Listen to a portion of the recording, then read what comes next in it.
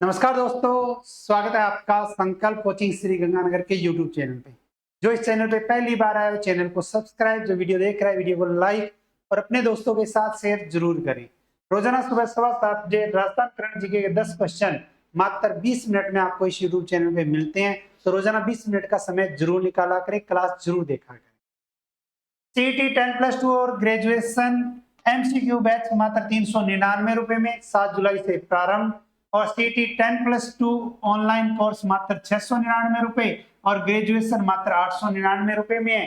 और सीईटी 10+2 की ये बुक जो वो आपके 2 जुलाई से मार्केट में उपलब्ध है। शुरू करते हैं क्लास, और क्लास का पहला क्वेश्चन। जोधपुर की पारंपरिक एवं विश्व प्रसिद्ध मोजरी क्राफ्ट ऑफ जोधपुर को किस मान्यता से सम्मानित किया गया? मोजरी कहाँ की? जोधपुर की। और जोधपुर की मोजरी को क्या मिला है? जीआई टैग मिला है, यानी भौगोलिक संकेतक टैग मिला है। जीआई टैग प्राप्त जोधपुर की पारंपरिक मोजरी शिल्प कला को भौगोलिक संकेतक प्राप्त हुआ है। तो जोधपुर की पारंपरिक मोजरी और इस शिल्प कला को क्या मिला है? जीआई टैग मिला है। जीआई संख्या के अकॉर्डिंग देखिए तो वो कौन सी संख्या है? 735। संख्या कौन सी है? ये 735 है। प्रमाण पत्र जारी करने वाली संस्था अगर देखे तो भौगोलिक उपदर्शन रजिस्ट्री चेन्नई, और प्रमाण पत्र जारी हुआ है जोधपुर हैंडीक्राफ्ट एक्सपोर्ट एसोसिएशन एवं ग्राम विकास सेवा संस्थान पिपाड़ सिटी के नाम पे। यानी संस्था जिसने प्रमाण पत्र जारी किया भौगोलिक उपदर्शन रजिस्ट्री चेन्नई, और प्रमाण पत्र जारी हुआ जोधपुर हैंडीक्राफ्ट एक्सपोर्ट्स एसोसिएशन एवं ग्राम विकास सेवा संस्थान पिपाड़ सिटी के नाम। पंजीकरण वर्ग जो है वो क्लास 18 और क्लास 25 के तहत है। जोधपुर की पारंपरिक हस्त निर्मित चमड़े की कसीदाकारी मोजड़ी को अपनी उत्कृष्ट शिल्प कला और पारंपरिक डिजाइन के लिए प्रसिद्ध है। मारवाड़ क्षेत्र में मोजड़ी बनाने की परंपरा लगभग 200 वर्ष से पुरानी है, और यह राजस्थान का 24वां जीआई टैग है। कौन सा? 24वां जीआई टैग है। विशेष उपलब्धि की बात करें तो एक व्यक्ति जिसका नाम आता है महेंद्र सोनगरा। महेंद्र सोनगरा द्वारा निर्मित कसीदाकारी जूती को 2023 में आईआईटी जोधपुर के सहयोग से पेटेंट प्राप्त हुआ, और वे राजस्थान के पहले जूती निर्माता है जिन्हें ये पेटेंट मिला। जोधपुर का पूर्व जीआई उत्पाद जो है वो है जोधपुरी बंदेज क्राफ्ट, और जीआई टैग की प्रक्रिया में अन्य उत्पाद जो है वो है जोधपुरी साफा, मंथानिया की लाल मिर्च, wooden and iron craft, Marwar का जीरा, जोधपुरी पत्थर की छतरियां तथा लहरिया। ये आने वाले समय में इनको जो है वो जीआई टैग मिल सकता है या मिलेगा। नेक्स्ट, जयपुर की किस खिलाड़ी ने नीदरलैंड के एम्स्टर्डम में आयोजित प्रतिष्ठित डच जूनियर ओपन 2026 स्पेस प्रतियोगिता के गर्ल्स अंडर 13 वर्ग का खिताब जीता है? अंडर 13 वर्ग में एक खिताब जीता है डच जूनियर ओपन 2026 स्पेस प्रतियोगिता, जिसका आयोजन हुआ नीदरलैंड में। और राजस्थान में किस जिले की खिलाड़ी है? वो है उदयपुर की, और नाम आता है दिव्यांशी जैन। क्या नाम आता है? दिव्यांशी जैन। खिलाड़ी जिसका नाम है दिव्यांशी जैन। दिव्यांशी जैन कहां से है? जयपुर से। किस खेल से है? स्पेस से है। प्रतियोगिता है डच जूनियर ओपन 2026। आयोजन कहां हुआ? एम्स्टर्डम नीदरलैंड में। और गर्ल्स अंडर 13 वर्ग का इसने जीता है खिताब, और फाइनल मुकाबला हुआ मिस्र की तालिया इस्लाम के साथ, और 11-2, 11-7 और 11-7 से उसको हराया। दिव्यांशी जैन, जयपुर। खेल स्पेस डच जूनियर ओपन 2026 का आयोजन नीदरलैंड। गर्ल्स अंडर 13 वर्ग में इसने क्या जीता? खिताब जीता है। डच जूनियर ओपन विश्व के सबसे प्रतिष्ठित जूनियर स्पेस टूर्नामेंट में से एक माना जाता है, और इसी टूर्नामेंट में अन्य भारतीय पदक जो विजेता है अमारिया बजाज अंडर 13 बॉयज में स्वर्ण पदक, अरियाना अलमौला अंडर 11 गर्ल्स में रजत पदक, और वेदांत अग्रवाल ने अंडर 15 बॉयज में कांस्य पदक जीता। नेक्स्ट, राजस्थान का पहला मल्टी डिसिप्लिनरी कॉन्क्लियर इम्प्लांट क्लिनिक कहां शुरू किया गया है? तो राजस्थान का पहला है, क्या है? राजस्थान का पहला। तो राजस्थान का पहला मल्टी डिसिप्लिनरी कॉन्क्लियर इम्प्लांट क्लिनिक अगर देखें तो हमारे राजस्थान के जयपुर में शुरू किया गया है। क्लिनिक का शुभारंभ कब हुआ? 9 जुलाई 2026 को। 9 जुलाई 2026 को Rajasthan university of health and sciences hospital जो है कहां? जयपुर में। और यह राजस्थान का पहला डेडिकेटेड कॉन्क्लियर इम्प्लांट क्लिनिक है, जो प्रत्येक गुरुवार को यह संचालन होगा, यानी कि चलाया जाएगा। उद्देश्य रखा गया है कॉन्क्लियर इम्प्लांट से जुड़ी सभी सेवाएं एक ही छत के नीचे उपलब्ध कराना, मरीजों या परिजनों को विभिन्न विभागों के बार बार चक्कर नहीं लगाने पड़ेंगे तथा उपचार अधिक सरल, त्वरित और प्रभावी होगा। कॉन्क्लियर इम्प्लांट क्या है? तो यह एक छोटा इलेक्ट्रॉनिक चिकित्सा उपकरण है जो गंभीर या अत्यधिक श्रवण हानि यानी सुन नहीं सकता, बधिरता से पीड़ित व्यक्तियों को सुनने में सहायता प्रदान करता है। किनके लिए उपयोगी होगा? जो जन्म से लेकर 10-11 वर्ष तक के जो बच्चे हैं उनमें ये सर्जरी की जाती है। राज्य में श्रवण बाधित यानी न सुनने वाले बच्चों के उपचार, पुनर्वास एवं समय पर हस्तक्षेप के लिए एक महत्वपूर्ण स्वास्थ्य पहल है। Next, travel portal travel and leisure के वर्ल्ड बेस्ट अवार्ड 2026 में दुनिया के सर्वश्रेष्ठ शहरों की सूची में राजस्थान के किस शहर को 12वां स्थान प्राप्त हुआ है? राजस्थान का एक शहर है जिसको 12वां स्थान प्राप्त हुआ है, और वो भी किसमें? Travel portal travel and leisure के वर्ल्ड बेस्ट 2026 में सर्वश्रेष्ठ शहरों की सूची के अंतर्गत, और ये आता है हमारे राजस्थान का उदयपुर। कौन सा? Udaipur. Award ranking travel and leisure world best award 2026, जिसमें उदयपुर की वैश्विक रैंक अगर देखें तो 12वीं, एशिया में रैंक है 8वीं। अंक प्राप्त हुए 89.91, और रैंकिंग का आधार रहा दुनिया भर के पर्यटकों के रिव्यू और यात्रा अनुभव। और उदयपुर की पहचान जो है वो कौन सी है? झीलों की नगरी। और भारत के अन्य शहरों की रैंकिंग में देखें तो जयपुर अंक 7, विश्व में 16वां और एशिया में 10वां। मुंबई अंक 7, विश्व में 21वां व एशिया में 12वां। राजस्थान में लगभग 7 करोड़ रुपए की लागत से बने नए मैकेनाइज्ड कचरा ट्रांसफर स्टेशन का शुभारंभ कहां किया गया? राजस्थान में 7 करोड़ रुपए की लागत से अगर हम देखें तो नए मैकेनाइज्ड कचरा ट्रांसफर स्टेशन का शुभारंभ किया गया है, और यह शुभारंभ अगर पूछे तो कहां किया गया है? तो हमारे जयपुर में किया गया है। मैकेनाइज्ड कचरा ट्रांसफर स्टेशन जालाना जयपुर में स्थापित किया गया, जिसका शुभारंभ नगरीय विकास एवं स्वायत्त शासन मंत्री जाबर सिंह खर्रा के द्वारा किया गया, और जिसकी लगभग 7 करोड़ रुपए की राशि की लागत आई है। नई ट्रांसफर स्टेशन क्षमता अगर देखें तो 150 टन प्रतिदिन है। जलाना क्षेत्र की कुल कचरा हैंडलिंग क्षमता अगर देखें तो 250 टन प्रतिदिन है। बिल्ड ऑपरेट ट्रांसफर मॉडल पे आधारित है। ये कचरा संग्रहण से वेस्ट टू एनर्जी प्लांट तक पूरी प्रक्रिया जो है वो मशीनी करता है, और इसी के साथ देखें तो खुले में कचरे डालने की जो समस्या है उसको समाप्त करना है, दुर्गंध और प्रदूषण को कम करना है, तेज स्वच्छ वैज्ञानिक एवं स्वच्छ अनुकूल ठोस अपशिष्ट प्रबंधन व्यवस्था जो है वो स्थापित करना।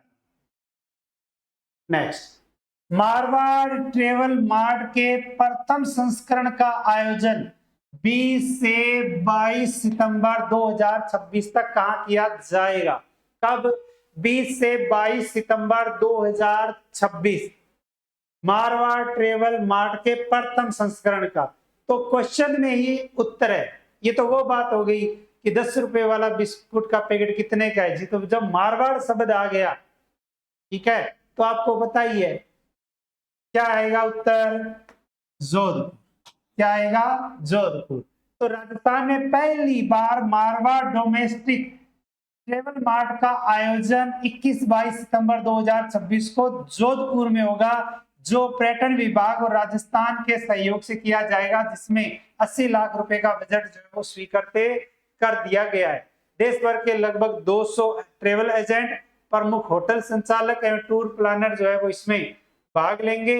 मारवाड़ क्षेत्र के पर्यटन को राष्ट्रीय स्तर पर बढ़ावा देना तथा पर्यटन उद्योग के विभिन्न हितधारकों को एक मंच पर लाना इसका उद्देश्य है, जिसमें जोधपुर, जैसलमेर, बाड़मेर और जवाई क्षेत्र जो है ये आपका इसमें लाभान्वित।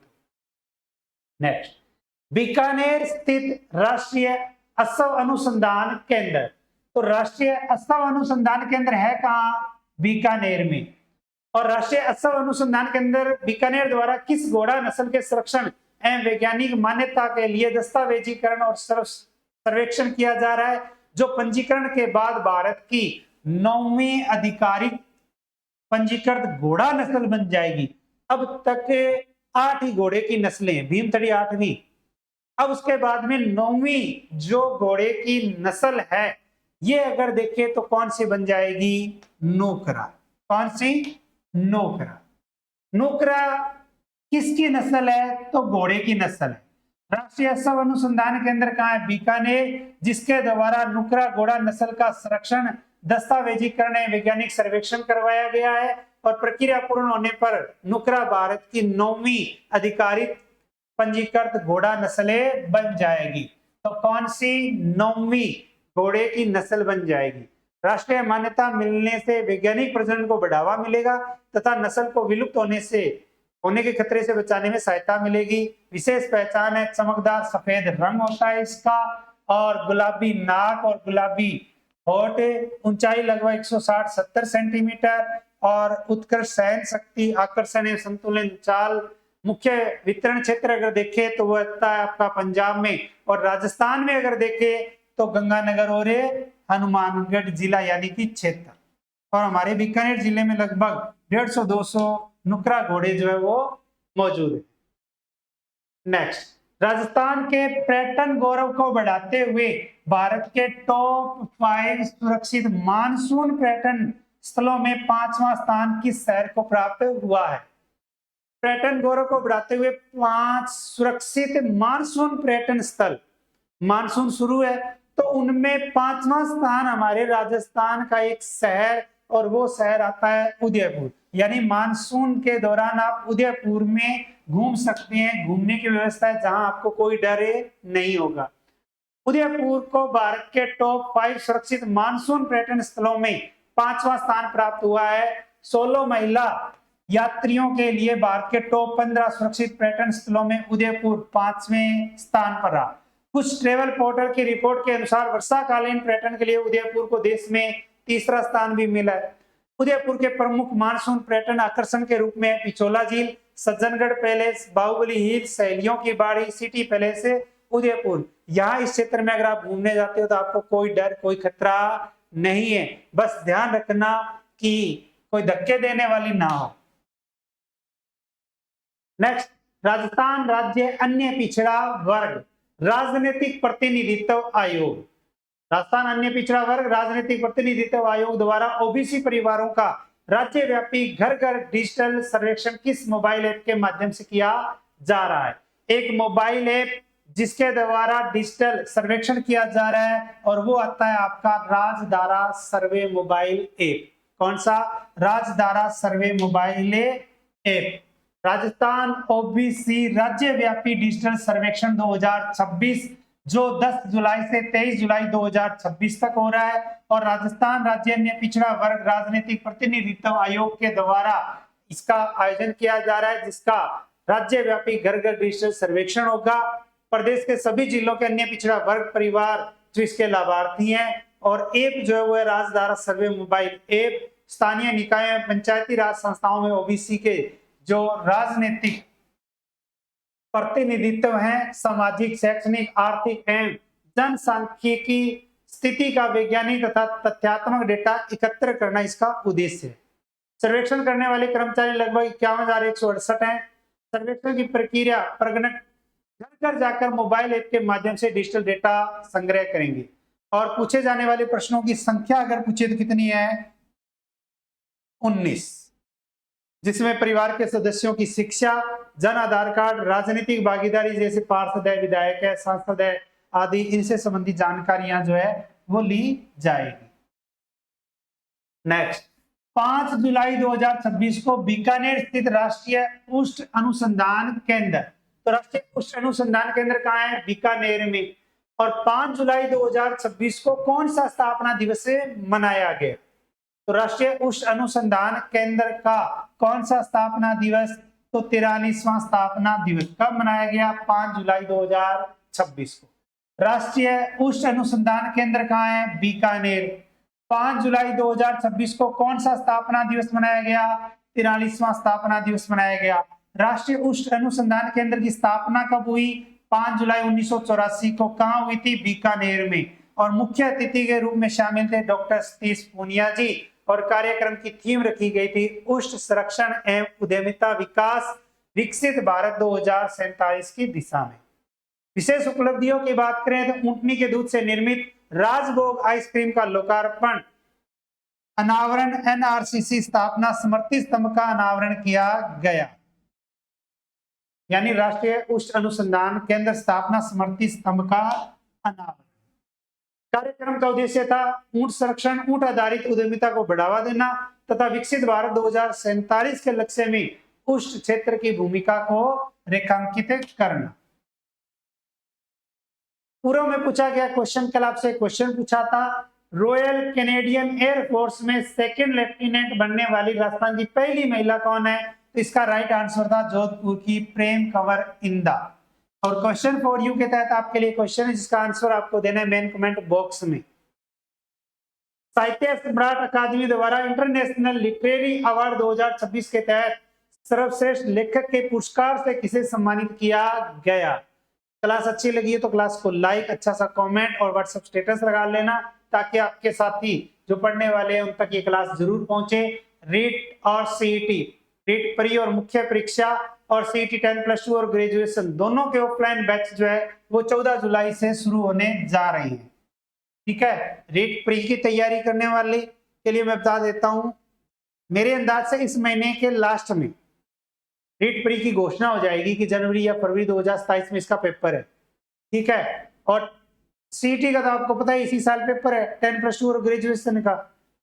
ईओआरओ की वैकेंसी आने वाली है, तो ईओआरओ का फर्स्ट पेपर जीके जो 2 जुलाई से शुरू हो चुका है, मात्र 1199 रुपए उसकी फीस रखी गई है। और इसके अलावा रीट लेवल फर्स्ट और रीट लेवल सेकेंड, ठीक है, इन दोनों के बैच जो है वो आपके लाइव 2 जुलाई से शुरू हुए और इसके साथ जो है वो आपका बुक सेट भी फ्री है। ज्यादा जानकारी के लिए 8696 पर आप संपर्क करें।